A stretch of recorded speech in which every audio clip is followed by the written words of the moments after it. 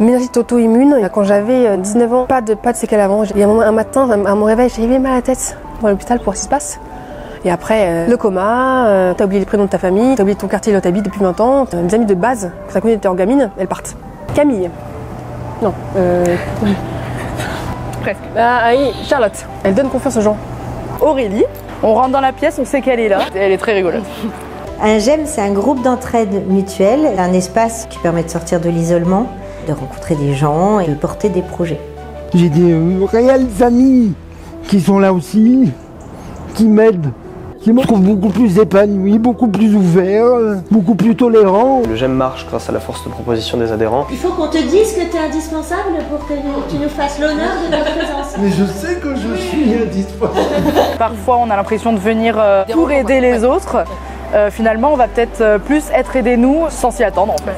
Dès qu'on a trouvé Simone Sirène, on a rencontré une solidarité des compagnons. C'est le papa d'Aurélie.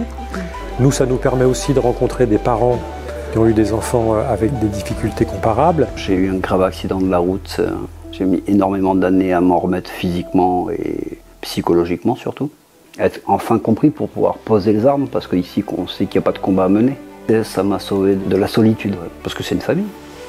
Le principe même des maisons partagées, c'est qu'on fait fonctionner une maison où il y a 6 logements pour personnes handicapées et puis 2 à 4 logements pour des personnes valides et qui font tourner cette maison dans de bonnes conditions. L'idée, c'est qu'il y ait un cadre de vie chaleureux où chacun se sent chez soi, un studio d'environ 30 mètres carrés dans lequel il y a une petite kitchenette. En fonction de son désir, la personne peut partager au niveau de salles communautaires des moments de convivialité.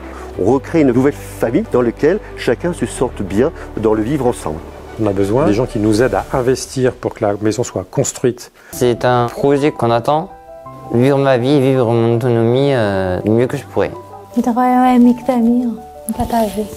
C'est important pour moi de me dire que je partirai tranquille et qu'elle sera en sécurité. Plus hésiter à pousser les portes, au contraire, il faut y aller, voilà. Ça peut être impressionnant parfois, quand la personne n'arrive pas forcément à parler ou à s'exprimer.